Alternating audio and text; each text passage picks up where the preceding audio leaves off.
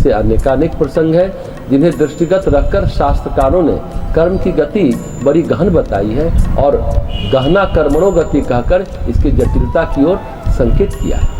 वेद और उपनिषद आदि में मरणोपरांत पितृयान और देवयान दो विभिन्न मार्गों की चर्चा की गई और अध्यात्मवादियों ने भी मरने के बाद जीवात्मा के कुछ समय तक चंद्रमा तथा सूक्ष्म लोक एस्ट्रल वर्ल्ड में रहने की संभावना को स्वीकार किया। इसलिए हम गरुड़ पुराण के नरकों के वर्णन को सर्वथा अग्राह्य नहीं कह सकते। ज्ञान शब्द है जानने से, ज्ञान का सही मतलब है जानना। जानने के भी कई अर्थ हैं। सूचना है, सूचना का मिलना, ज्ञान सूचना भी है और ज्ञान अनुभूति भी है। इंद्रियां भी हमें सूचना देती है। सामने पुस्तक रखी है, उसको पढ़ते हैं तो जानने को हम ज्ञान कहते हैं, लेकिन जान लेने से क्या हम सचमुच में जान गए? जानने का अर्थ है समझना। सामने आग जल रही है, हम ये जान गए कि आग जल रही है। इंद्रियों ने हमें सूचना दे दी या मन ने हमें कुछ अच्छे बुरे स्वप्न दिखा दिए तो हम जान गए। जानने के बाद समझना क्या चीज़ है? जो इंद्रियां बताती है वो क्या है?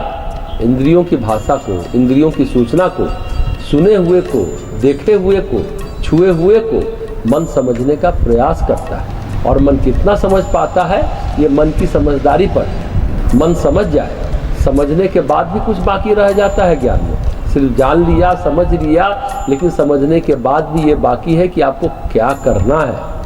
ये आदमी जो सामने लाठी लिए खड़ा है या फूल माला लिए खड़ा है, क्या कर रहा है? हर चाकू लिया आदमी कातिल नहीं होता, वह सर्जन भी हो सकता है। और हर लाठी लिया आदमी सिर्फ फोड़ने नहीं आता, आपकी रक्षा के लिए भी खड़ा हो सकता है। तो सूचना यानी जानकारी, जानकारी को जानना और समझना, जानने को समझना, ये तीसरी बात है। चौथी बात यह है समझदारों के हिसाब से सोचना और निर्णय करना। क्या निर्णय करना? जो आपने समझा है, जाना है, पहली बात कितना जाना और कितना समझा, सूचना कितनी पक्की है और यह सूचना जो पक्की है उसमें आपका क्या कर्तव्य है। समझा और किस तरह से समझा, उसमें आपने कुछ अपनी ओर से मिलाया, कुछ आपकी भावनाएं, कुछ आपकी बुद्धि, कुछ आपकी सोच, कुछ आपके पूर्वाग्रह, कुछ हो सकता है आपका दुराग्रह भी हो।